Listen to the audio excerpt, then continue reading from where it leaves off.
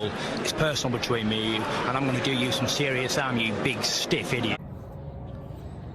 The untouchable True School Sports Empire proudly presents something the boxing game's been missing. Hey, what's going on? It's your boy BT, and I came here to talk some boxing with the thousands of True School Sports subscribers. Now, this is the official post-fight review for Nikita Tszyu versus Dylan Biggs for the Australian super welterweight title, and your result of the fight is an absolute thriller. Nikita Tszyu stops Dylan Biggs in the 5th round after suffering a knockdown in the 1st round. So a real good fight, real entertaining fight.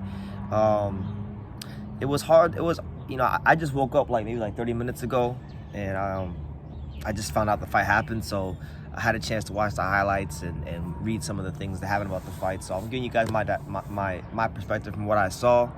The fight really couldn't have went any better for the fans, and it couldn't have went any better for for Nikita Tszyu, I should say, as far as experience, because Dylan Biggs, from the little bit I watched when I made my last video about this fight, Dylan Biggs looked like he fought like what I thought he was, which was a dangerous, bigger man with a really good straight right and a sweeping right hand, and that's what he caught Nikita Tszyu with in the 1st round. He scored a knockdown in the 1st round.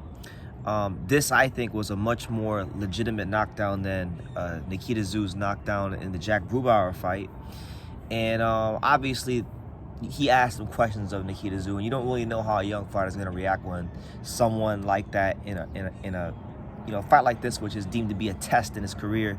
You don't know how a young fighter is going to react when he gets put under adversity. And Nikita Tszyu, I thought, responded very, very well. After that knockdown, he got up as the rounds went on and seemed to fight even harder, because by the 4th round, he had what's his name? He had Biggs. He dropped him and hit him with a series of body shots that ultimately wound up putting him on the canvas.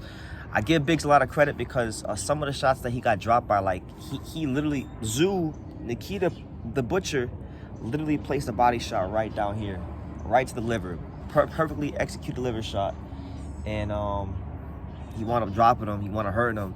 And somehow Biggs got up, and Biggs continued to fight. And Biggs did his best. But ultimately, once the 5th round came and Nikita saw blood and he smelled blood, the Butcher, he absolutely butchered Biggs and made sure he threw a barrage of punches until the referee waved it off. And he is your new Australian super welterweight champion. So first of all, I think the fight was so good, honestly. I mean, I'm going to be following Dylan Biggs' career. He's definitely made a fan out of me in this fight.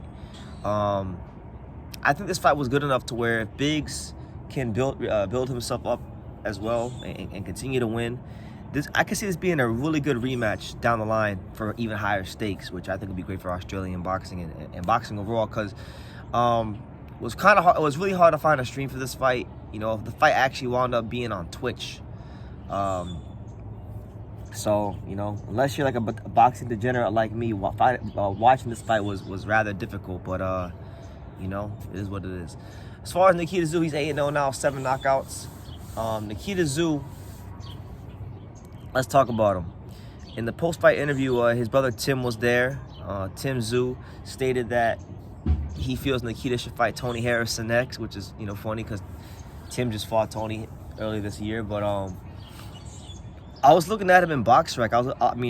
I can't really look at the sanctioning body rankings because he's not ranked in any of the top 15 right now. So, I kind of got to look at BoxRec, and he's ranked number 48. And some of the guys that were ranked in and around him, one guy was, I saw Terrell Goucher was ranked around him, so maybe that could be a fight they look to make, because he does need to step up. Now that he's conquered the Australian domestic scene against, in a really good fight, he can cap that part of his career off and start looking towards, stepping up at the world level.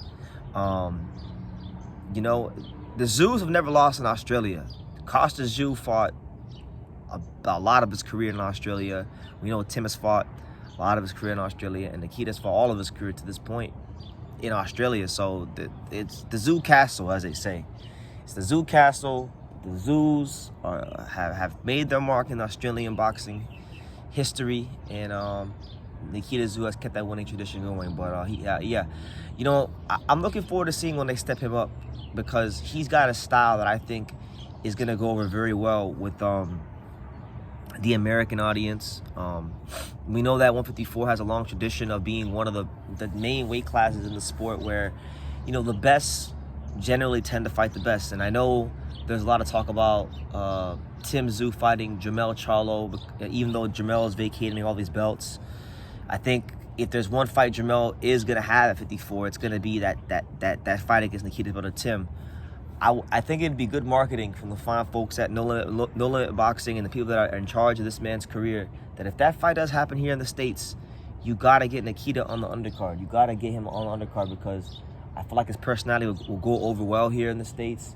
He's a guy that he's a bit crazier than Tim. Tim's a bit more reserved and chill. This guy's a little crazier because I've heard him say some crazy things at press conferences before because I've seen it on social media and whatnot. And so yeah, you know, he's really good fighter. Great fight, great domestic fight.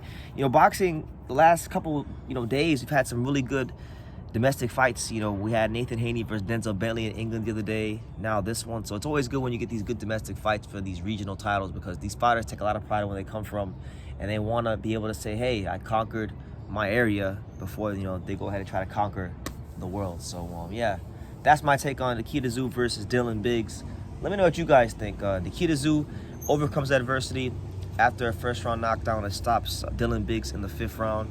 What do you guys think? Leave your comments down below. Make sure you guys take the time to subscribe. Like I say in every single one of these videos, you can love me or you can hate me, but I'm just a kid from Dang It. So until next time, take care, guys. Thank you for watching another video on the untouchable True School Sports Empire. For more great boxing content just like this video, click right here and make sure you subscribe. Much love from sunny South Florida.